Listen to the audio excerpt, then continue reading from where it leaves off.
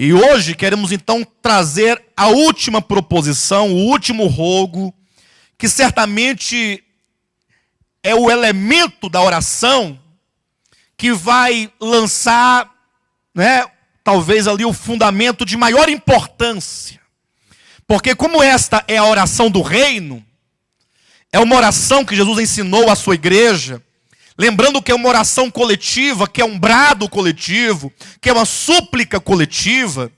Haja vista que Jesus ensina que nós oremos usando a primeira pessoa do plural, Perdoa as nossas dívidas, é o pão nosso, livra-nos do mal. Ou seja, o povo de Deus, enquanto teve consciência da verdade divina a respeito do reino, certamente teve nos lábios este clamor, esta oração.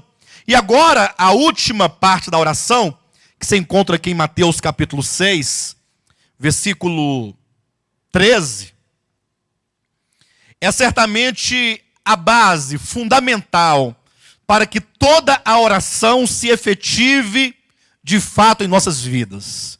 E logo os irmãos saberão por quê.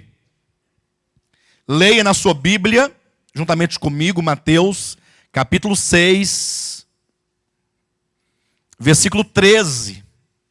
Abra o seu coração em nome de Jesus. Deixa Deus falar com você. Deixa Deus falar no íntimo do seu coração. Sua vida não vai ser a mesma se você, porventura, receber essa palavra. Diz assim no versículo 13: E não nos deixes cair em tentação, mas livrai-nos do mal, pois teu é o reino, o poder e a glória para sempre. Amém. Quantos aqui nesta noite, apenas reflita e pense comigo, alguma vez na sua vida já orou com entendimento a Deus, dizendo a Ele: Pai, não me deixe cair em tentação. Não me deixe cair em tentação. Pelo contrário, livra-me do mal, pois eu sei que o reino é teu. Eu sei que a glória é tua e que o poder é teu. Pois teu é o reino, o poder e a glória para sempre. Quantos já oraram com entendimento? Talvez alguns respondam: pastor, eu oro todo dia para que Ele me livre da tentação, porque eu sou uma pessoa muito inclinada a tantos pecados, e portanto, se o Senhor não guardar o meu coração, logo eu posso cair numa tentação. E quando se fala em tentação, vocês lembram de quê? Que tipo de pecado, de tentação, que vem à cabeça dos irmãos quando diz: livra-nos, não me deixe cair em tentação? Acredito que cada um de vocês deve ter algum aspecto, alguma inclinação específica, Talvez para os irmãos logo pense no pecado do adultério, no pecado da prostituição. E é verdade que nós somos tentados em muitas coisas. É verdade que, em razão da nossa inclinação pecaminosa, o maligno está constantemente a nos tentar. Entretanto, uma vez que essa oração é a oração do reino, aqui nos traz, na verdade, uma oração que pede a Deus que nos livre de uma tentação específica e de um mal específico. Porque você só poderá viver a oração do reino, praticar. Se vocês gostaram de todas as ministrações, só poderão praticar essas verdades se você de fato for livre e se mantiver constantemente sendo livre de ser tentado quanto à economia do maligno. Quando falamos sobre o reino de Deus, devemos nos lembrar que, paralelamente ao reino de Deus, em oposição ao reino de Deus, existe o reino das trevas, o reino de Satanás. A história de Deus com a sua criação, que remonta à eternidade passada, nos lembra ou nos mostra como que um ser criado por Deus, chamado Lúcifer, como que ele caiu, como é que ele transgrediu, como ele feriu a santidade de Deus, como ele feriu a justiça de Deus, como ele tocou a autoridade de Deus, ele feriu a autoridade de Deus, de maneira que tornou-se diabo, tornou-se Satanás, criando a partir de então um domínio paralelo, um reino paralelo, um governo paralelo, que passou a afrontar o governo e o reino de Deus ao longo de toda a história. Sabemos que haverá um desfecho, É o que Joel chama no seu livro, lá no Antigo Testamento, de o dia da decisão. Quando diz o dia da decisão, será o dia em que o domínio de toda a terra será efetivamente decidido no vale do Armagedon, no vale da decisão. Mas, embora saibamos nós, pela Escritura, que Jesus já venceu, e por fim o reino será plenamente dele, mas enquanto estamos na história, nós vivemos esse drama contínuo e de uma ameaça constante do maligno se opondo ao reino de Deus, se opondo ao poder de Deus, se opondo à autoridade de Deus. E é por isso então que nesta oração, quando fala a respeito do reino, desde o primeiro momento, é dito que nós devemos orar: Senhor, não nos deixes cair em tentação, mas livrai-nos do mal. Pastor, mas que tentação é essa a que se refere especificamente a Bíblia nesta oração? Nós só podemos saber por duas razões. Primeiro, pelo conteúdo geral da oração, que fala do reino. Mas, sobretudo, pelo desfecho, esse epílogo que se encontra no finalzinho do versículo 13. Porque teu é o reino, o poder e a glória para sempre. Ou seja, por que este que faz a oração do Pai Nosso, por que ele pede: Senhor, livra-me do mal. Senhor, não me deixe cair em tentação, mas livra-me do mal. O que o motiva a orar dessa maneira? A resposta está aqui, ó. Livra-me do mal, porque teu é o reino, porque teu é o poder, porque tua é a glória. Certamente essa porção faz referência à tentação de usurparmos o reino de Deus, como fez Lúcifer no princípio da história. Assim como Satanás, no princípio, um querubim não caído, um querubim em santidade, em perfeição, assim como ele algum dia cultivou no coração, como está no livro de Isaías capítulo 14, versículo 12, ele diz no seu coração: eu subirei acima das estrelas dos céus e exaltarei o meu trono. Do mesmo modo, todas as criaturas, sejam anjos ou sejam homens, agora correm o grande perigo de sucumbirem nesta mesma tentação de tomar de Deus aquilo que lhe é devido, porque Deus é o único soberano. Não existe soberano fora de Deus. Ainda que a Bíblia fala de soberanias, mas todos os governos, todas as soberanias são instituídas por Deus, são representativas de Deus e, portanto, em realidade, em verdade, o único soberano é o Altíssimo, e as criaturas, portanto, agora, elas são tendenciosas a usurparem de Deus o trono, a usurparem de Deus a sua glória, a usurparem de Deus o seu poder, a usurparem de Deus a sua autoridade. Vocês sabiam que 1/3 de todos os seres criados, os anjos de Deus, 1/3 deles se rebelou contra o Senhor, juntamente com Lúcifer. E sabe por que os outros 2/3 não se rebelaram, juntamente com Lúcifer? Paulo diz a Timóteo, no capítulo 5 de sua primeira epístola, que em razão da eleição de Deus. Ou seja, a Bíblia fala de anjos eleitos, anjos que pela graça e misericórdia de Deus se mantiveram debaixo da autoridade de Deus e por isso não se rebelaram juntamente com os anjos que caíram.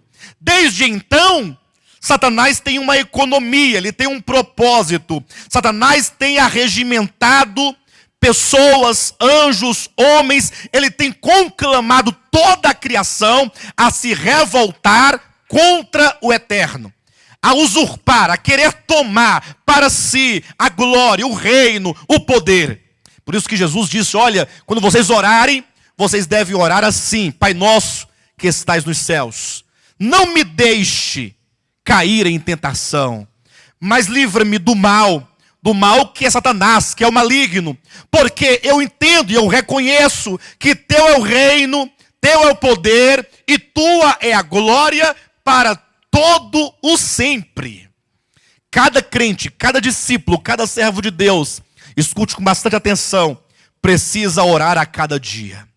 Você não pode pensar: não, eu sou suficientemente capaz incapaz de me manter obediente, de me manter discípulo, de me manter servo, dedicado em reconhecimento a tudo aquilo que Deus é. Não pense dessa maneira. Jesus nos ensinou dizendo: é necessário que você ore a Deus, pedindo que Ele te livre de cair nesta tentação do maligno, é porque Ele sabe da nossa fragilidade. E não somente Ele sabe da fragilidade, Ele sabe da nossa inclinação, da nossa tendência. Porque quando o homem caiu lá no Éden, ele recebeu para dentro de si o veneno da serpente. E isso é algo que passa despercebido aos olhos e ao entendimento da maioria dos cristãos. O maligno é tão sagaz que ele procura desviar o olhar do crente da verdade. Mas o crente tem uma inclinação a buscar a verdade. Aí então o maligno leva ele a ver apenas as questões superficiais, muitas vezes enganosas, mentirosas, como ao longo de muito tempo o povo de Deus entendeu que o homem caiu porque comeu a maçã. Estava no Éden, tinha lá uma maçã que não era para comer, o homem comeu, e agora porque o homem comeu da maçã, ele vai para o inferno. Quão superficial é isso? Na verdade, a Bíblia nos ensina, tanto no livro de Gênesis, quanto no restante da Escritura, que quando o homem comeu do fruto, e não nos importa que fruto era esse, basta que você entenda que o texto, ele quer nos ensinar que o homem recebeu para dentro de si o pecado e a morte. A natureza do maligno entrou para dentro do homem e o constituiu. O homem é constituído, o homem caído, da natureza do maligno. Tanto é que quando Deus quis mais uma vez falar a respeito da queda do homem, agora no livro de Números, ele usa ali a metáfora daquelas serpentes abrasadoras que picavam o povo de Israel. Jesus ilustra isso em João capítulo 3, dizendo que aquilo ali representa o momento da queda do homem, de maneira que agora a serpente picava o homem e o seu veneno entrava para dentro do homem, novamente representando que a queda não foi mera desobediência a uma ordem, não foi meramente comer de um fruto, mas sobretudo a queda se deu quando entrou para dentro do homem a natureza de rebelião do maligno. Os homens caídos são todos, por natureza, rebeldes. Isso está dentro do homem.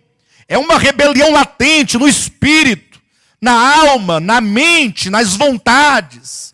De maneira que se não for a graça de Deus, a misericórdia de Deus, a redenção de Deus, o poder de Deus, todos os homens se manteriam rebeldes para toda a vida, para todo sempre.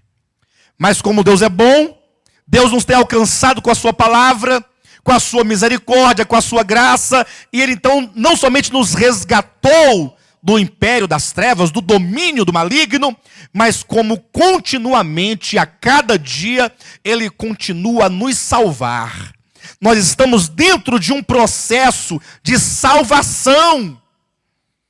Ou seja, o Senhor nos chamou e a partir de então, Ele entrou para dentro de nós, regenerando o nosso espírito e começou então uma obra de santificação, uma obra de transformação, de retirar de dentro de nós essa natureza de rebelião do maligno e acrescentar algo dele. Então, o que é a santificação de Deus? Se não isso, esse retirar do velho homem de dentro de nós, da sua natureza, e acrescentar algo de Deus em nós. Como Paulo disse, né?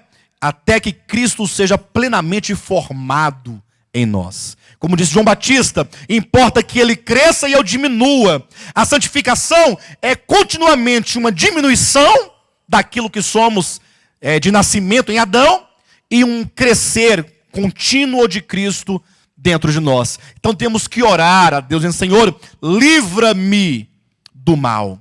Livra-me do maligno, não me deixe cair nesta tentação de querer usurpar o teu trono, usurpar a tua glória, usurpar o teu poder. E talvez alguém diga assim: pastor, mas engraçado, É até provável que tenha pessoas que queiram usurpar de Deus essas coisas. Mas quando eu penso em mim, eu não vejo isso. Porque é lógico que o reino é de Deus, é lógico que a glória é de Deus, é lógico que o poder é de Deus. Como pode alguém, em sã consciência, querer usurpar essas coisas? E aí é que está o grande segredo, e aí é que está o grande mistério. Deus, Ele prova os seus filhos, Ele prova os seus servos, e Ele nos coloca dentro de uma condição de vida de obediência e de submissão e autoridade no trato que nós temos uns para com os outros. Em que sentido? É porque se você falar assim, olha, aqui está o soberano, aqui está o eterno, quem seria capaz de se rebelar contra ele diretamente? Qual de nós, qual crente poderia olhar para Deus e falar assim, eu vou tomar o teu trono, eu vou tomar a tua glória, eu vou usurpar o teu reino? Certamente os cristãos não fariam isso. Mas Deus, sabendo que nós temos todos, porque nascemos de Adão, uma natureza caída e uma natureza corrompida pelo veneno da serpente, Deus nos colocou dentro ou em meio, convivendo constantemente com o que a Bíblia chama de autoridade representativa de Deus. Por exemplo, nós vivemos aqui na terra, e na terra há várias e inúmeras autoridades que Deus estabeleceu, que Deus colocou sobre essas autoridades a sua unção, que Deus colocou ali na terra como sendo o seu representante, e agora nós devemos reconhecer nestas pessoas a autoridade de Deus e a elas nos submetermos. Poderíamos citar aqui várias. Por exemplo, todos os pais são autoridades de Deus na vida de seus filhos. Quando os filhos se rebelam contra seus pais, se rebelam contra Deus. Porque os pais estão ali na qualidade, na condição de serem eles representantes da autoridade de Deus. No caso do marido e esposa, Deus coloca o marido por cabeça da mulher. No caso dos pais em relação aos filhos, os pais são os cabeças dos filhos. No caso dos nossos governantes, temos o presidente da república, temos as autoridades, todos são e levam em si a unção de Deus no que diz respeito ao governo de Deus sobre os seus ombros. Pastor, mas eu não consigo entender isso, porque quando eu vejo uma autoridade como as que nós temos, que às vezes roubam, às vezes maltratam, às vezes fazem, eu não tenho como reconhecer isso neles. Lembrem que a Bíblia diz que toda autoridade é constituída por Deus? Uma vez que ela é feita autoridade, sobre ela repousa a unção da autoridade de Deus. E, portanto, cabe a nós simplesmente a submissão. Os irmãos vão entender claramente isso no decorrer dessa mensagem. A questão de você ser submisso à autoridade é uma questão de vida ou morte. Não pense em você que você vai destratar, ou vai desmerecer, ou vai ignorar a autoridade de Deus naqueles a quem Ele constituiu, e você simplesmente será bem-sucedido. Bem, se isso acontecer, então Deus se torna mentiroso, e você que se torna verdadeiro. Mas como sabemos que Deus é verdadeiro, que a sua palavra é verdadeira, entenda isso, e ouça com bastante atenção e bastante temor. A questão de você obedecer às autoridades representativas de Deus em submissão é uma questão de vida ou de morte. E eu posso mostrar isso para os irmãos na Escritura, lembrando um texto de Hebreus capítulo 1, versículo 3, quando é dito que todo o universo é sustentado pela palavra de Deus. Ora, o universo, queridos, ele goza de plena harmonia e plena ordem. Inclusive, hoje é que dia do mês? Dia 23, né? Disseram que no dia 21, ontem de ontem, o mundo ia se acabar. O mundo ia sair da sua ordem normal. Né? Vocês estavam com medo do mundo acabar? Quem estava com medo aqui? Ninguém estava com medo? Tinha muita gente por aí querendo suicidar-se, né? Com medo de um mundo acabar. Mas vejam, então, a Bíblia diz que todo o sistema, imagine que há o Sol, uma grande estrela, há vários planetas e há vários corpos que gravitam em torno do Sol. Toda essa estrutura, esse sistema que nós temos, dia, noite, semanas, meses, né, as estações do ano, as estações frutíferas, o alimento, todo esse sistema de vida, só é possível estar e permanecer nesta ordem, porque a Bíblia diz que todo o universo, ele é sustentado, ele é mantido em perfeita ordem pela palavra de Deus. Ora, se o universo ele goza de plena harmonia por causa da palavra de Deus, Deus diz, assim vocês devem ficar, e assim devem permanecer, e assim deve acontecer, e o sistema se mantém em ordem, é porque ele está em perfeita submissão à palavra de Deus. Imagine que Deus ordena a vida no universo, e há uma obediência, há um resultado. A própria criação inanimada está sujeita e submissa à palavra de Deus. Deus poderia criar um sistema e uma estrutura para obrigar e forçar a cada coisa ficar no seu devido lugar. Não é assim que nós fazemos quando nós queremos que alguma coisa fique no lugar? Você vai lá e pega um prego e taca o prego, né? E o prego fica frouxo, você taca outro prego, uma bucha, um parafuso, você prende, tem que ficar, é obrigado a ficar, e com o tempo ainda cai. Mas imagine todo o universo em plena ordem, em pleno funcionamento, e toda essa administração, toda essa vida e ordem, existem por causa da submissão à palavra de Deus. O que significa que onde há submissão, há vida e a ordem. O contrário também é verdadeiro. Quando nós lemos em Gênesis capítulo 1, versículo 2, vocês lembram? O que diz lá em Gênesis capítulo 1, versículo 2? A terra, porém, estava sem forma e vazia, e havia trevas sobre a face do abismo. Ora, quando nós lemos o versículo 2 de Gênesis, nós vemos ali esse sistema que hoje está em ordem, num pleno caos. E por que a terra, o sistema, estava ali em pleno caos? Como é dito, estava sem forma, estava vazia, estava cheia de trevas. Por que a terra estava disforme? Por que a terra estava naquele estado caótico? Em Gênesis capítulo 2, por qual motivo? Por causa da rebelião de Satanás. Então, porque Satanás caiu, é que a terra e o sistema ficou do modo como está registrado em Gênesis capítulo 1, versículo 2. O versículo 1 diz, no princípio criou Deus os céus e a terra. Essa terra criada no princípio, ela foi criada em plena ordem. Como está em Jó capítulo 38, Isaías capítulo 45, versículo 18, nos mostra que Deus criou tudo em perfeita ordem, mas em razão da rebelião de Lúcifer, dessa queda, dessa insubmissão à autoridade do Eterno, então o sistema entrou num caos. De maneira que isso se estabelece como princípio de vida e morte. Se há submissão, há vida.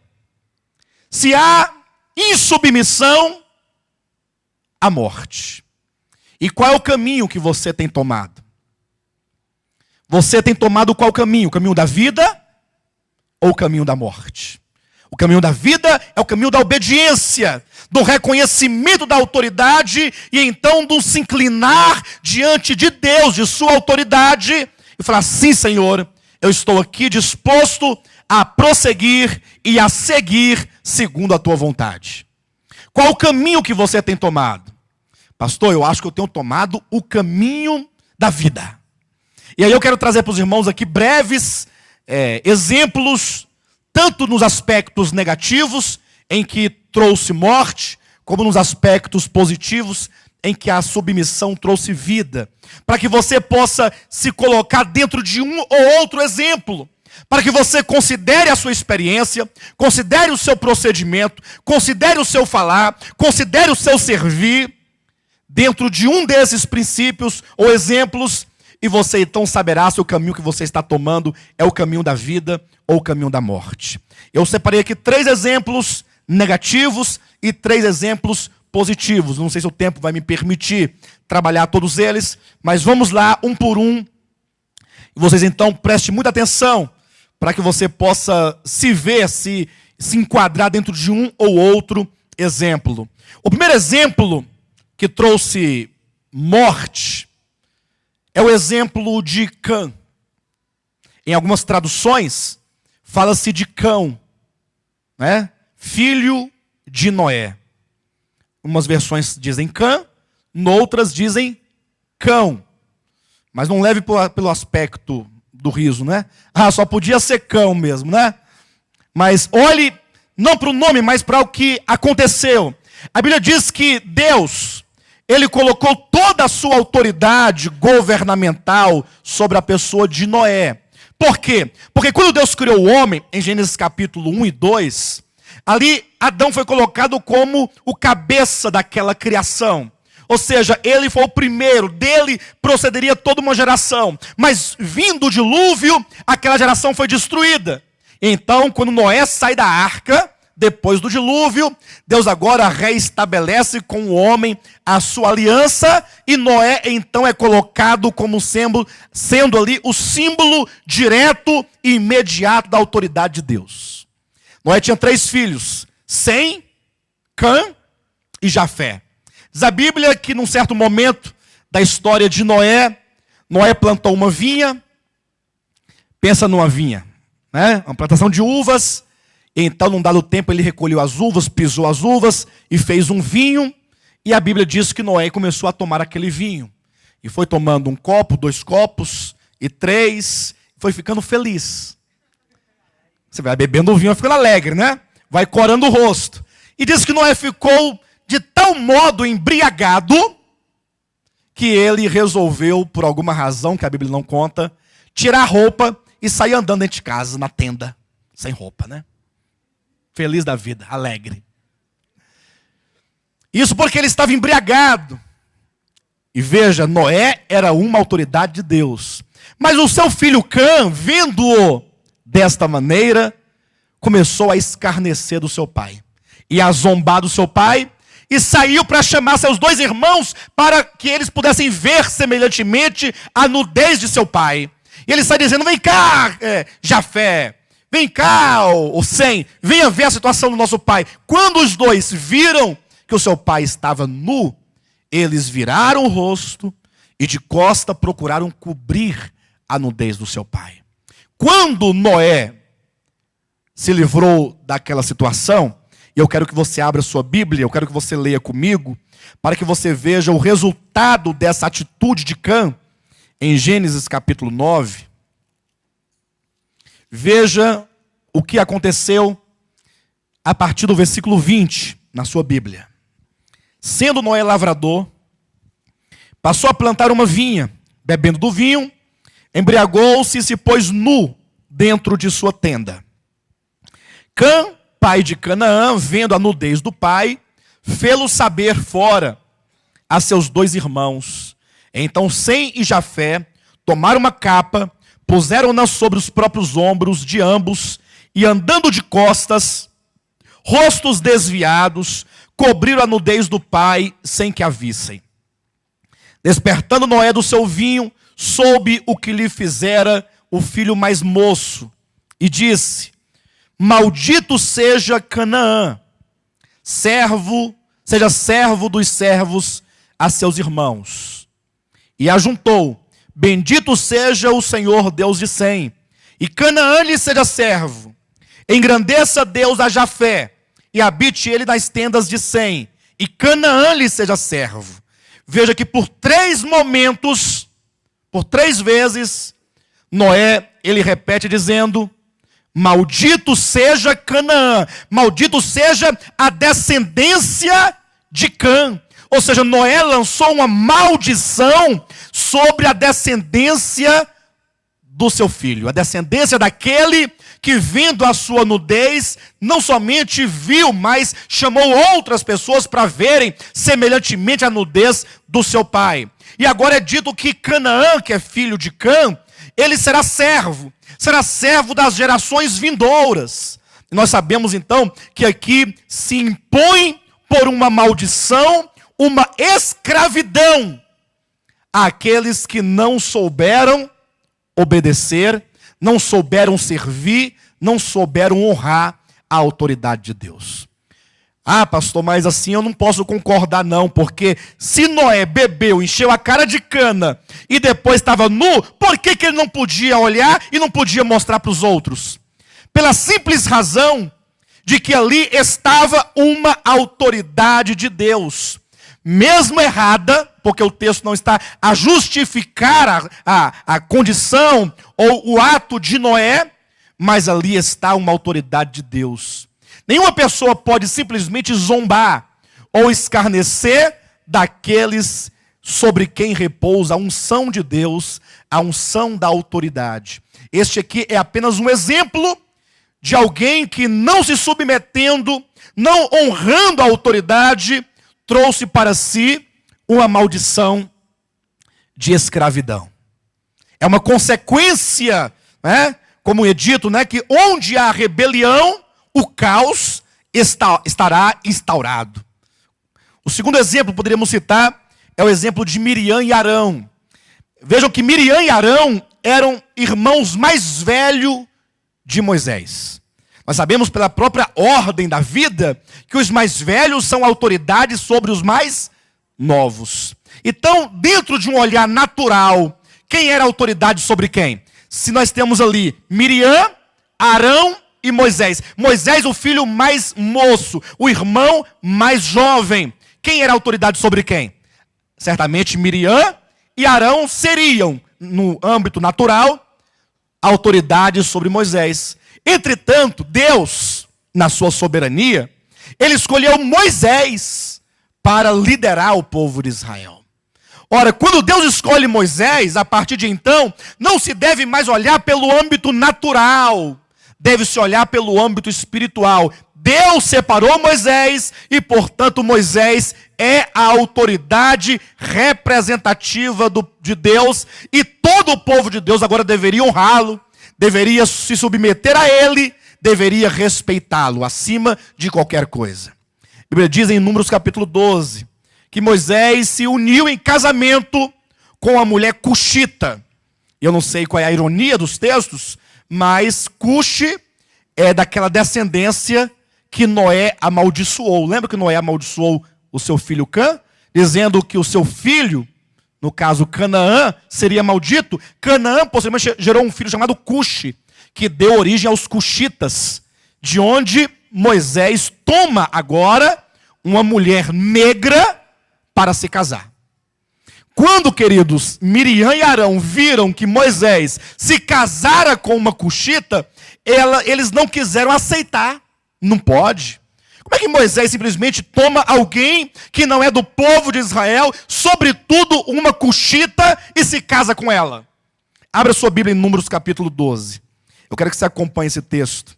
Veja só que maravilha como que o texto sagrado nos desvenda essa questão da autoridade e submissão.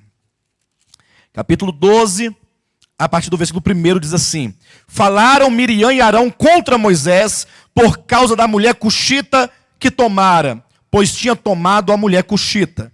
E disseram: porventura tem falado o Senhor somente por Moisés? Não tem o Senhor também falado por nós? O Senhor o ouviu. E aqui tem um princípio.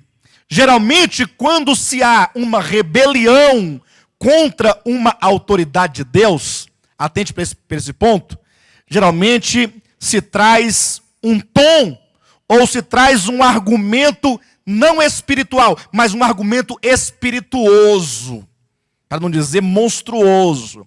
Veja só qual é o argumento de Miriam e Arão, dizendo: vem cá, Moisés tomou uma mulher cuxita. Será que Deus só fala por intermédio de Moisés? Será que só Moisés tem a verdade? Só ele tem a revelação? Será que Deus fala somente com ele? Não fala também conosco? Ou por nosso intermédio? E a Bíblia diz no versículo 2, o Senhor o ouviu. Amados, sempre que nós nos levantamos contra uma autoridade de Deus, ainda que esta autoridade esteja relativamente equivocada, o Senhor ouve.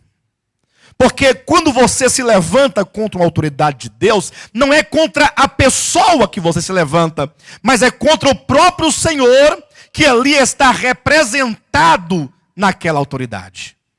A Bíblia diz que o Senhor escutou aquilo. Versículo 3. Era o varão Moisés muito manso, mais do que todos os homens que havia sobre a terra. Logo o Senhor disse a Moisés e a Arão e a Miriam: vós três, saí à tenda da congregação. E saíram eles três. Então o Senhor desceu na nuvem, na coluna de nuvem, e se pôs à porta da tenda. Depois chamou a Arão e a Miriam, e eles se apresentaram. Versículo 6. Então disse: ouvi agora as minhas palavras. Se entre vós há profeta, eu, o Senhor, em visão a ele me faço conhecer, ou falo com ele em sonhos. Não é assim com o meu servo Moisés, que é fiel em toda a minha casa. Veja que em nenhum momento Deus traz a questão da mulher cuxita. Aqui é o próprio Deus tratando com um problema. Talvez Miriam e Arão se sentiram no direito de falar contra Moisés, no exato momento em que eles viram uma falha. Sabe por quê? Que quando se vê uma falha num líder, em alguém em quem repousa a autoridade de Deus, naquele momento a pessoa logo aproveita para poder falar alguma coisa contra, porque ela pensa: bem, se ele errou, então é aqui que eu posso demonstrar que não é rebelião, que é verdade, que é santidade, que é pureza, que é integridade. Mas Deus, ele não discute aqui os méritos desta mulher cuxita. Ainda que eu diga o seguinte, que todos os erros cometidos por autoridades estabelecidas por Deus serão devidamente tratados. Deus não deixará impune nenhuma autoridade que levou o seu nome e que tenha feito mau uso da sua autoridade. Mas aqui no texto, Deus apenas responde para Arão e Miriam dizendo: olha, se entre vocês há profeta, eu me revelo a vocês, a esse profeta, em sonho. Ou em visão eu falo com ele. Entretanto, não é assim com o meu servo Moisés, o qual é fiel em toda a minha casa. Boca a boca falo com ele, claramente e não por enigmas, pois ele vê a forma do Senhor. Como, pois, não temestes falar contra o meu servo, contra Moisés? Irmãos, eu não sei, mas os dias de hoje, que são dias de Laodiceia, que são dias de profunda rebelião, eu imagino que os crentes, na sua maioria, eles perderam o temor a Deus. Na verdade, muitas vezes, mesmo vendo, mesmo lendo, mesmo entendendo, não cansam de se levantar contra autoridades de Deus. Eu dou um conselho para os irmãos: se em algum momento você tiver algo que pesa o seu coração, e isso que pesa no seu coração envolver uma autoridade de Deus, com muito temor no coração, procure essas autoridades. Conversem com elas em amor, em tremor, em submissão, para que as coisas se esclareçam, mas nunca façam como fez Miriam e Arão, que é dito: como, pois, não temeste falar contra o meu servo, contra Moisés? E a ira do Senhor contra ele se acendeu e retirou-se. Os irmãos lerem o restante do capítulo, do versículo 9 até o versículo 16, os irmãos perceberão que tão logo o Senhor se retirou, diz a Bíblia que Miriam ficou leprosa. Ficou leprosa porque a lepra se manifestou na carne como sendo a exteriorização do espírito e natureza de rebelião que estava dentro dela. E então Deus ordenou que Miriam fosse separada por 7 dias fora da congregação dos filhos de Israel. Ou seja, sempre que há rebelião, a comunhão é imediatamente cortada. Veja que não é uma questão de Moisés, que ficou ofendido com a situação e quis colocar Miriam para fora. Não, é uma questão de Deus. Foi Deus quem revelou a lepra, e foi Deus quem ordenou que, em razão daquela lepra e daquela rebelião, Miriam não podia permanecer nos arraiais dos filhos de Israel. Tem que ser separado, tem que ser excluído. Isso acontece no mundo espiritual. Quantas pessoas, quantos crentes não perderam essa comunhão, não estão afastados, não têm a presença de Deus em razão da manifestação desse espírito de rebelião, como aconteceu aqui com Miriam e Arão. No caso de Cã, nós vemos a escravidão. No caso de Miriam, nós temos aqui a lepra como uma exteriorização e a perda imediata da comunhão. Temos um outro caso, é o caso de Coré, Datã e Abirão. Esse caso é interessante porque Coré era levita. Então, ele era também uma autoridade espiritual. Coré, ele fazia parte de pessoas, de uma tribo seleta, que cuidava dos interesses de Deus no que dizia respeito ao templo. Certo que ele não era da casa de Arão, por isso ele não podia servir ali como um sacerdote, mas ele tinha uma função vinculada ao tabernáculo. E então ele se juntou com Datã e Abirão, que eram filhos do primeiro filho de Jacó, filho de Rúben. Ou seja, também pessoas de extrema importância no meio do povo de Israel, que se uniram mais 250 príncipes do povo de Israel. Veja que eles pegaram sua nata de liderança do povo de Israel para agora irem de encontro a Moisés e Arão. Sabe qual foi o argumento deles? Por que somente Moisés e Arão podem servir no templo, no caso específico? Porque Arão e somente a casa de Arão podem servir como sacerdote e sumo sacerdote no templo ou no tabernáculo. A Bíblia diz que Moisés, ouvindo aquilo, apenas falou assim: olha, amanhã, todos vocês aí, vocês que querem ter a mesma participação no serviço sagrado, tragam cada um de vocês um incensário e vamos deixar que Deus diga quem é o santo. Que Deus diga quem é a pessoa que Ele escolheu, que Ele separou para o serviço. Porque esses rebeldes argumentavam o seguinte: afinal, toda a nação não é santa? Se todo o povo é santo, por que tem que haver apenas uns que fazem esse serviço sagrado e os outros não podem fazer? Diz a Bíblia, queridos, que no dia seguinte, chegaram cada um com seu incensário, estavam ali, e o pior é que eles aceitaram o desafio.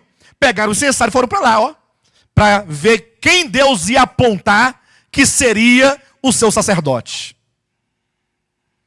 Mas antes que fosse colocada à prova, eles proferiram palavras contra Moisés, dizendo: tu nos tiraste do Egito para fazer-nos perecer nesse deserto, não nos deste a terra de que disseste que mana leite e mel. Quando então Deus falou assim: Moisés, aparta-se desse povo, porque eu destruirei toda a nação de Israel. Foi aí que Moisés intercedeu, dizendo: Senhor, por causa de um homem, no caso Coré, tu farás perecer toda a nação? E então Deus falou assim: tá bom. Então diga à congregação que se aparte destes homens, porque eu irei destruí-los. Você consegue ver aqui algum princípio? Quando Deus diz: toda a congregação, aparte-se deste homem. Isso é um princípio. Toda vez que você vir alguém rebelde, que se levanta contra Deus, se levanta contra a obra de Deus, contra a causa de Deus, contra autoridades de Deus, a ordem é: afaste-se deste, porque Deus vai destruir. Eu sei que o coração que está tomado de rebeldia, ele neste momento, ele parece não acreditar. Ele acha que isso são meras ameaças de Moisés, mera ameaça desses líderes que parecem querer somente para si essa glória. Mas na verdade, isso é um princípio divino. Diz a Bíblia que, tendo se afastado toda a congregação destes homens, Moisés declarou o seguinte: olha, se algum de vocês morrer como morrem todos os homens, então eu não sou o homem de Deus. Mas se alguma coisa inaudita acontecer, e vocês morrerem de modo inédito ou diferente, como todos morrem, então se saberá que eu sou um profeta no meio de Israel. Acabando Moisés de falar, diz a Bíblia que a terra se abriu, E esses 250 príncipes, com Coré, Datã e Abirão e todo o seu povo, tudo que lhe pertencia, foram tragados e engolidos vivos. Desceram vivos ao abismo. E, portanto, aqui nós temos definitivamente a morte como consequência final de toda e qualquer rebelião. Escravidão no filho de Noé, perda de comunhão em Miriam e Arão, e agora a morte na experiência de Coré, Datã e Abirão. Esse é um princípio. Sempre que houver rebelião, haverá caos, haverá destruição, haverá punição. Sempre. Talvez você tenha visto pessoas se rebelar e nada acontecer, mas você pode ter certeza que o caos virá, mais cedo ou mais tarde. O que hoje em dia faz diferente a nossa experiência do tempo de Moisés é que lá era o tempo da lei. E porque era o tempo da lei, os juízos aconteciam imediatamente. Hoje, vivendo no tempo da graça, o Senhor é misericordioso, Ele dá tempo e Ele aguarda que todos se arrependam, Ele aguarda que haja mudança de coração, mudança de disposição, mudança de mente. Mas se não houver, saibam que no final desta era, quando Jesus voltar, todos nós seremos julgados. E o dia do tribunal de Cristo será um dia maravilhoso, porque será um dia esclarecedor. O tribunal de Cristo será o dia em que Jesus vai julgar os corações. Irmãos, o quanto que eu almejo por esse dia. Porque tudo que hoje está obscuro, porque os irmãos sabem que a rebelião, ela se fundamenta e se alicerça na injúria, né? Nas palavras mentirosas e sofismáticas de homens perversos. Desde Lúcifer, lá na eternidade, na multiplicação do seu comércio, se ele foi capaz de criar na mente de toda a criação, dos anjos, colocar uma dúvida contra o caráter de Deus, ele não vai colocar uma dúvida contra o caráter de uma pessoa, de um ser humano, que é tão passivo de erros quanto qualquer um? Imagine só isso. Mas no dia do tribunal de Cristo, diz a Bíblia que o Senhor vai julgar. Diz a palavra de Deus em Hebreus capítulo 4, que a palavra de Deus é tão eficaz na sua tarefa de julgar e discernir, que ela penetra até o ponto de dividir alma e espírito, juntas e medulas, e é apta para discernir os pensamentos e os propósitos do coração. Tudo que está oculto virá à tona naquele dia. Eu não sei se vocês já viram briga de marido e mulher. Pastor vê muito briga de marido e mulher. Que onde tem uma briga, o pastor tem que estar lá para promover a paz, né? Irmãos, e o quanto é difícil, porque você ouve um e você pensa assim, esse está com a verdade. Aí você ouve o outro, você fala assim, esse também está com a verdade.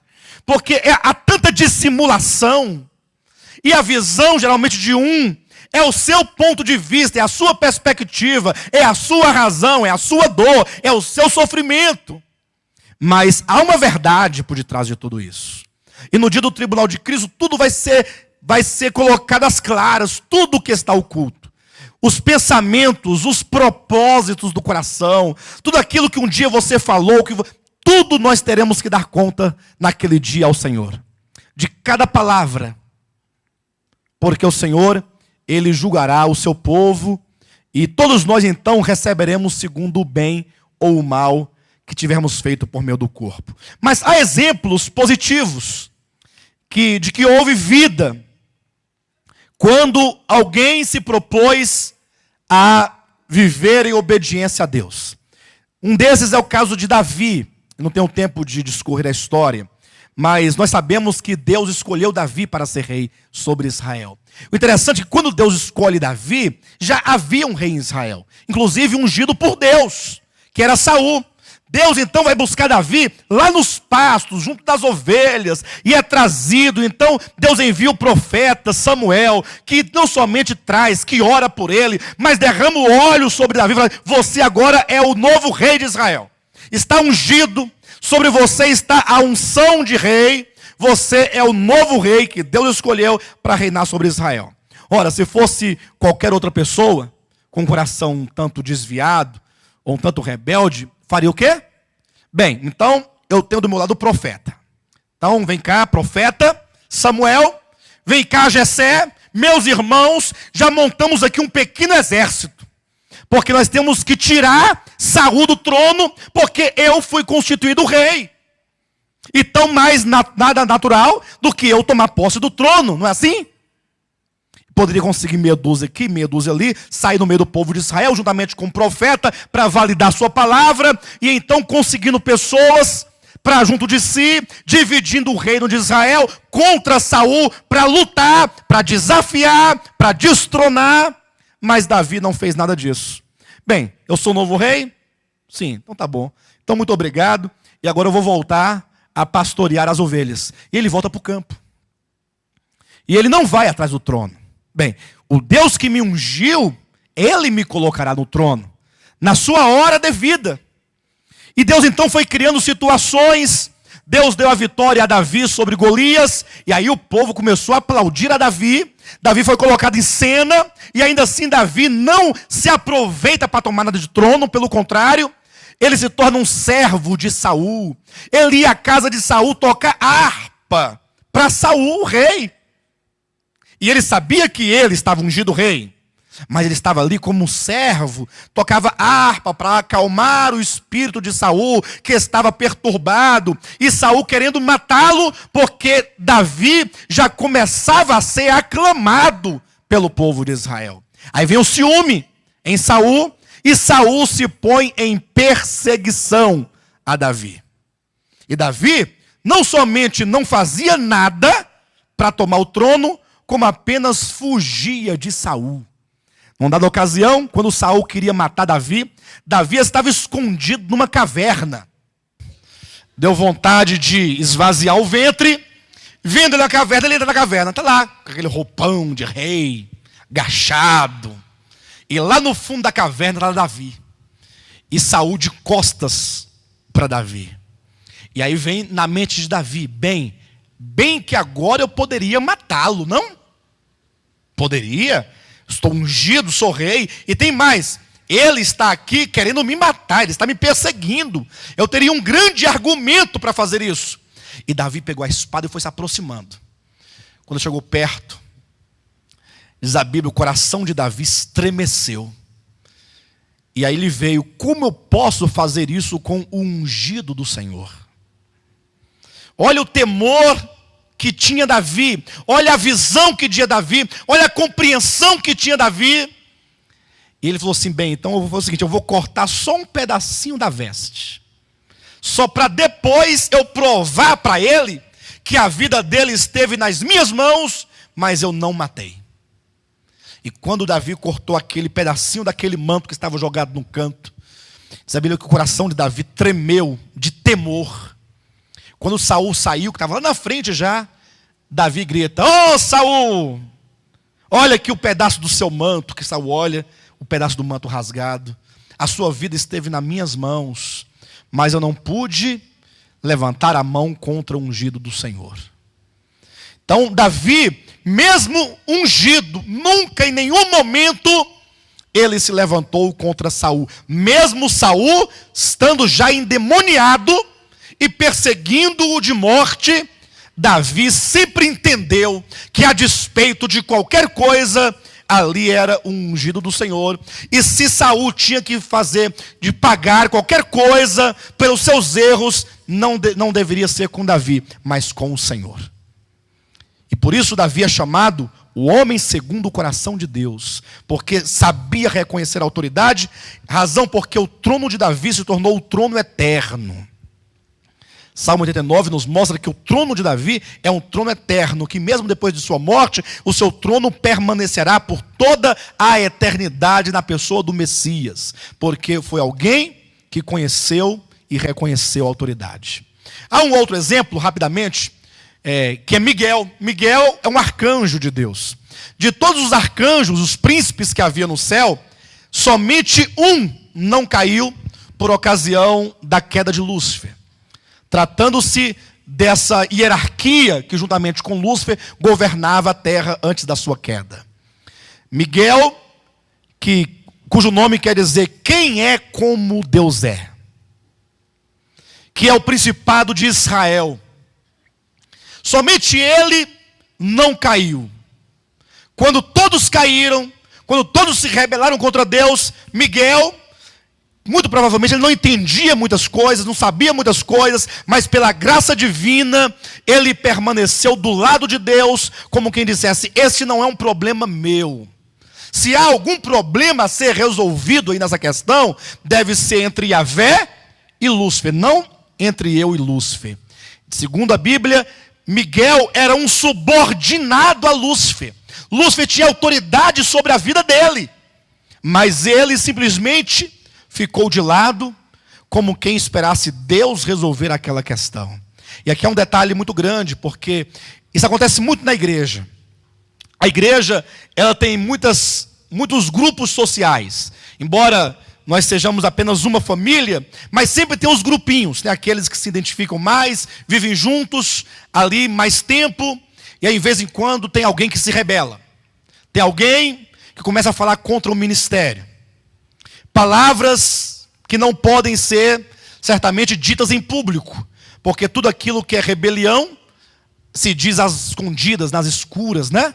Nas esquinas, ali baixinho. Diz para um, diz para outro, e vai fomentando. E às vezes tem um irmão que está subordinado àquele irmão que fala mal. Isso é um dos grandes perigos dos grupos familiares. O grupo familiar, embora tenha um bom propósito, que é unir a igreja, mas há um grande perigo de líderes de grupos familiares começarem a promover contra o ministério. E ali logo ele consegue 1, 2, 3, 4, que começam a conversar palavras contra o ministério. Irmãos, tocar no ministério, isso é algo muito perigoso, porque o ministério é de Deus. Até porque este ministério, de volta à palavra, não é como qualquer outro ministério. É um ministério puro. Puro porque é calcado somente na palavra de Deus. Todos os procedimentos são discutidos em comunhão, na palavra. Embora muitos não reconheçam o presbitério da igreja, mas nós temos um grupo de pastores, de líderes, que estão em comunhão constantemente, e ali nós conversamos e decidimos, à luz da palavra, os destinos da igreja, do ministério.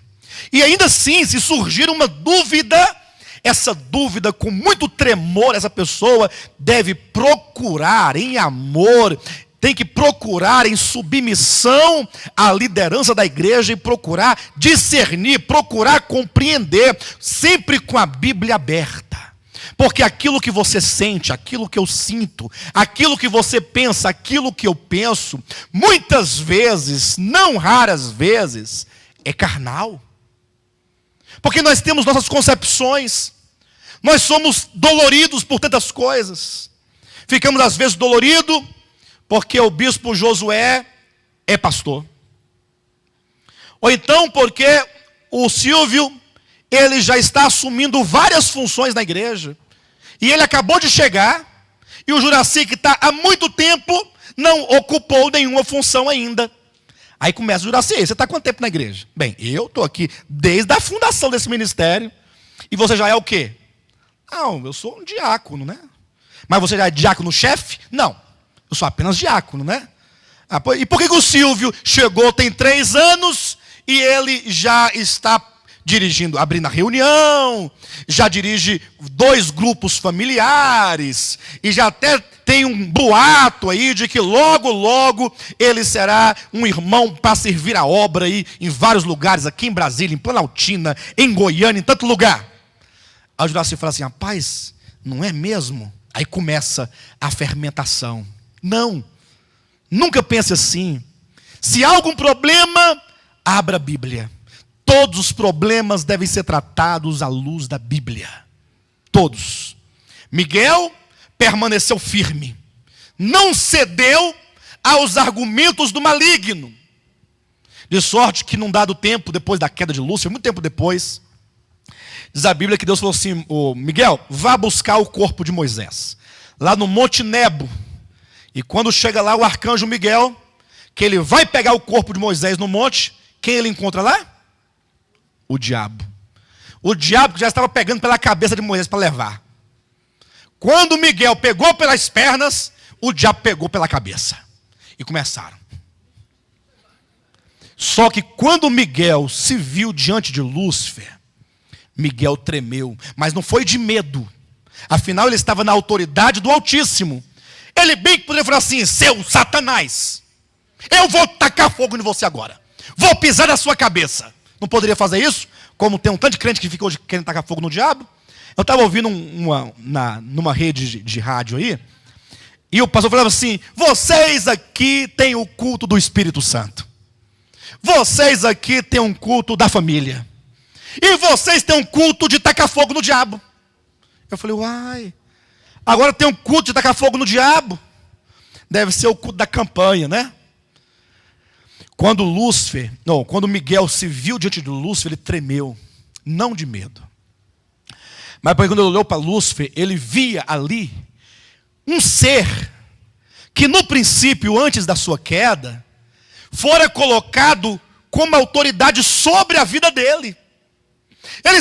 Miguel sabia que agora Lúcifer era diabo. Ele sabia que agora Lúcifer era o demônio. Ele sabia que aquele Lúcifer se opunha a Deus. Mas isso, pensou Miguel, não é um problema meu. Isso é problema dele e Deus.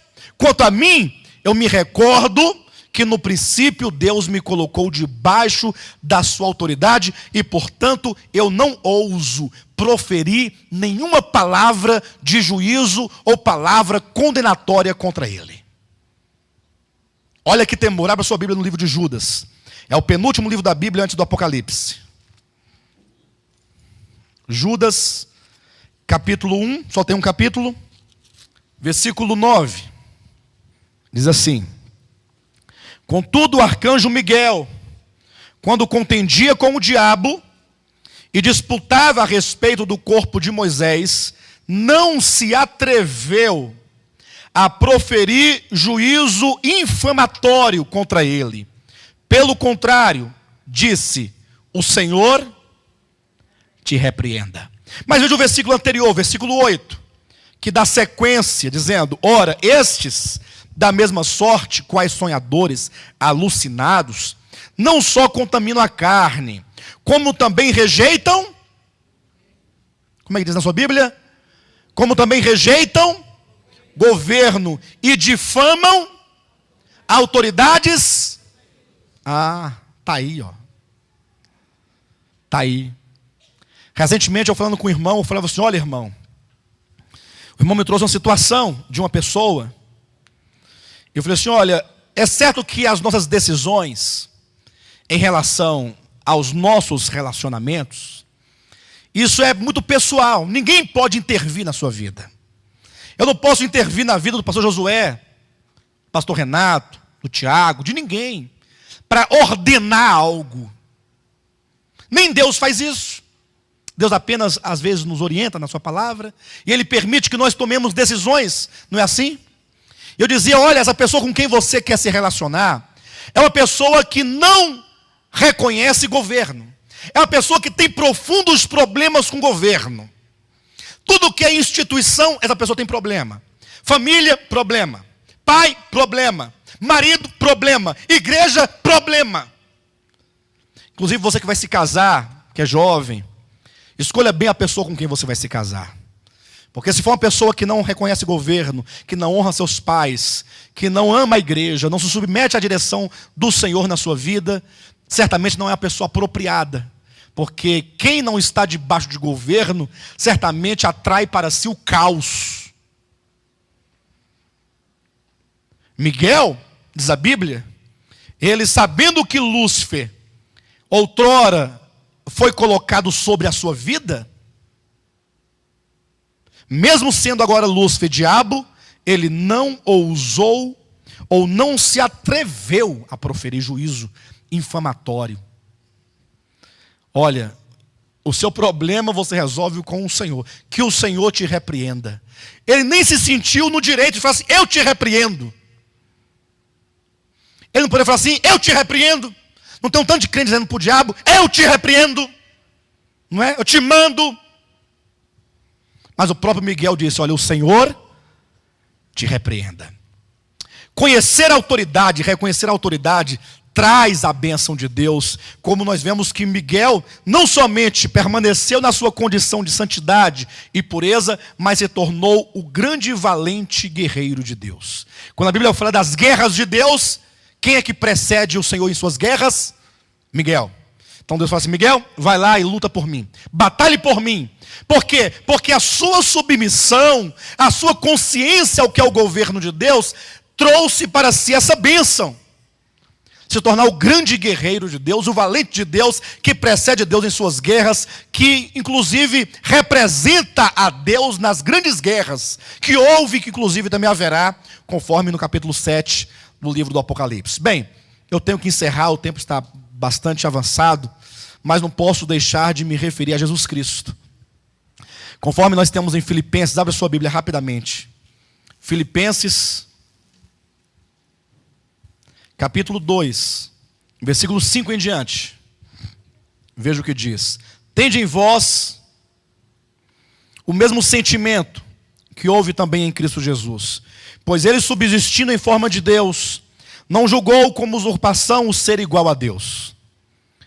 Antes a si mesmo se esvaziou, assumindo a forma de servo, tornando-se em semelhança de homens, e reconhecido em figura humana, a si mesmo se humilhou, tornando-se obediente até a morte, morte de cruz. Pelo que também Deus o exaltou sobremaneira, e lhe deu o nome que está acima de todo nome, para que ao nome de Jesus se dobre todo o joelho, nos céus, na terra e debaixo da terra, e toda língua confesse que Jesus Cristo é Senhor, para a glória de Deus Pai. Então veja: tende em vós o mesmo sentimento que houve também em Cristo Jesus. Qual o sentimento que houve em Cristo? O que estava no coração de Jesus? Eu sei que entrar nesta área da Trindade é uma questão um tanto delicada, mas é importante, necessário lembrar que Jesus, na sua natureza divina, ele é igual ao Pai. Que Pai, Filho e Espírito Santo, o que traz a ideia de uma hierarquia, porque o Filho está sempre a serviço e em submissão ao Pai, e o Espírito Santo em serviço e submissão ao Filho, como a Bíblia nos demonstra. Mas na natureza divina, ali na Trindade divina, há uma igualdade de natureza, uma igualdade de poder, uma igualdade de glória, até porque os três, sendo três, são um, o único Deus. Agora eu fico imaginando quando Deus começou a fazer o seu projeto. Aí eu vou colocar aqui, de uma maneira bem humana, bem simplória, só para a gente poder imaginar a grandeza do coração de Deus em relação à mesquinhez do nosso coração. Imagine eu, pastor Renato e Silvio, nós três, querendo montar um projeto, nós três. Nesse projeto vai ter que ter um comandante. Nesse projeto vai ter que ter um servo que vai se submeter absolutamente, plenamente às ordens do comandante. E um outro que vai ser o servo do servo, que vai servir o servo menor. Então é uma hierarquia que vai, né? E agora nós três conversando. Bem, Renato, Silvio, nesse nosso negócio aqui, vai ter que ter um comandante. E agora, na hora de escolher esse comandante, quem será o comandante? Aí o Silvio quer ser o comandante. Não quer não? Ou não quer? Não quer. Ah, para. Aí o pastor Renato quer ser o comandante. Lógico que ele quer. E eu também quero ser o comandante. Porque todo mundo quer ser o comandante. Não quer não? Eu sei que se esse tratado ele fosse estabelecido já dentro do que já existe, certamente o Silvio e o Renato dizem: não, o senhor vai ser o comandante, o senhor é o bispo sênior. Mas imagine nós três gozando de tudo em comum, nada mais, nada menos, em plena natureza, tudo igual. E agora, até fica com vergonha um do outro, né? Fala assim: bem, eu acho que eu deveria ser o comandante, né? Vocês não acham, não? Eu, não acho, não. Por que você deveria ser o comandante? Agora, imagine o Deus triuno, na sua igualdade de natureza, de glória, de poder, é Deus pleno. E simplesmente o filho olhar para o pai e falar assim: aqui estou para fazer a tua vontade. Veja que a economia de Deus traz no próprio Deus o modelo e o exemplo. Porque Deus, Jesus, eu penso, ele não tinha que ser menor que o Pai nesse aspecto. Ele não tinha que submeter ao Pai, porque ele é Deus. Não, manda o Espírito Santo, se ele quiser, ué.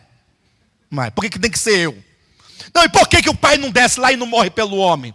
Por que o Filho não vai comandar e o Pai... Não, mas não, há um coração totalmente em amor, em harmonia, em obediência, um querer fazer a vontade do outro. Pois ele, subsistindo em forma de Deus, sendo ele Deus, não julgou, não se apegou ao fato de ser. Antes, aí começa o procedimento. A si mesmo se esvaziou e a si mesmo se humilhou. Eu quero perguntar algo para os irmãos antes de eu encerrar essa mensagem. Quantos aqui, honestamente falando, querem ser um servo em submissão a Deus? 4 pessoas, amém. Desses 4 que querem ser, vocês sabem qual é o caminho? Qual é o caminho? O caminho é, vamos debater aqui um detalhe, é isso? Qual é o caminho? Sim, eu perguntei, quantos querem ser submissos? Aí eu pergunto, qual é o caminho para que isso aconteça? Que essa submissão aconteça? Primeira coisa, esvaziar-se. Não, mas eu... já está errado. Não, mas eu... Se você quiser, você precisa esvaziar-se. Está aqui, ó. A si mesmo se... Primeira coisa, tem que se esvaziar. Respira. Está armado. Vive armado. Não tem jeito. Você vai ter que se esvaziar. Ah, pastor, mas é porque... Quando você fala mas é porque, você já está fora. Porque Jesus, sendo Deus, não julgou. Não se apegou ao fato de ser. Ele simplesmente se esvaziou. Segundo, se humilhou. Não existe submissão sem se esvaziar e sem se humilhar. Não existe. Lembrando que isso não é uma submissão cega, ou uma obediência cega. É uma obediência a Deus. E o padrão dessa autoridade e desse serviço é a palavra de Deus. De modo que quando alguma autoridade estabelecida por Deus errar, você não deve seguir os seus erros. Mas isso não te dá o direito de você ser insubordinado, insubmisso. Mas em desobediência, você poderá manter-se submisso. Como Pedro disse às autoridades de Jerusalém, antes importa obedecer a Deus que aos homens. Mas isso não deu a Pedro o direito de difamar a autoridade. Ele simplesmente não obedeceu à ordem das autoridades que disseram que ele não deveria pregar o nome de Jesus. Não vou pregar. Como diz o caso, conta-se um testemunho, um exemplo, de uma jovem que ouviu o evangelho numa igreja e ela recebeu a Cristo. E o batismo dela foi marcado para uma semana depois, para o próximo domingo. Ao chegar em casa, ela foi comunicar aos pais a decisão que ela tinha tomado. Os pais eram ateus. Falou assim, olha pai, eu sei da sua convicção, mas eu criei em Jesus, eu recebi a Jesus, e eu vou me batizar no próximo domingo. E ele então esbravejou, gritou, e falou assim, olha, você só batiza no próximo domingo, se você passar por cima do meu cadáver. Agora ela poderia, em nome de Deus, falar assim, então tá bom, eu saio de casa. Não poderia? Em nome de Deus, para servi-lo. Mas não. ela manteve-se em submissão, é o pai. Quem vai tratar com a autoridade, que é o pai, quem é? É Deus. Ela falou assim: pai, eu creio no Senhor Jesus e vou me batizar no próximo domingo. Só isso.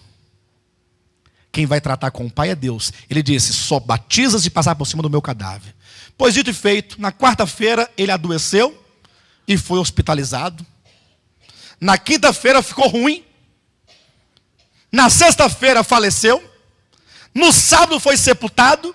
E no domingo ela batizou. Em nome de Jesus. Que maravilha. Coisa linda. Porque se ela fosse lutar com as suas próprias mãos, ela não somente não daria conta, como ela iria de encontro à autoridade de Deus. Mas se a autoridade de Deus faz mau uso da sua autoridade, entrega para Deus. Você não tem que seguir em obediência a uma ordem iníqua. Antes importa obedecer a Deus que aos homens. Mas temos que aprender, como com Miguel, a mesmo diante do diabo. No caso de Miguel especificamente, ele tinha sido colocado debaixo da orientação do governo, da direção de Lúcifer. Por isso ele não se atreveu. Então nunca se atreva, ainda que você não deva seguir as suas ordens iníquas. Então, em desobediência à ordem iníqua, você pode manter um coração em submissão, sem proferir palavra ou juízo contra a autoridade de Deus. Esse tema, ele é muito forte. Eu precisava entrar em alguns aspectos aqui muito importantes, mas o tempo não é suficiente. Mas quero deixar então aqui estes exemplos, tanto os exemplos positivos quanto os negativos. Este último de Jesus, como diz o texto de Filipenses capítulo 2, que porque Cristo a si mesmo se esvaziou e se humilhou, versículo 9 diz: pelo que também Deus o exaltou sobremaneira e lhe deu o nome que está acima de todo nome, para que ao nome de Jesus se dobre todo joelho nos céus, na terra e debaixo da terra, e toda língua confesse que Jesus Cristo é Senhor, para a glória de Deus Pai. Que Jesus era Deus antes, isso é verdade, mas ele foi constituído Senhor somente em razão da sua grande obra de obediência e submissão ao Pai. Que nós possamos aprender com isso, com os exemplos positivos e os negativos, sempre lembrando que a submissão à autoridade de Deus traz ordem e vida, e toda sorte de insubmissão traz o caos e traz a morte. Que nós possamos aprender com esses exemplos e servir a Deus em amor, em submissão, para que no dia da vinda de Cristo possamos nós todos não somente ser aprovados, mas reinarmos com o Senhor. Amém?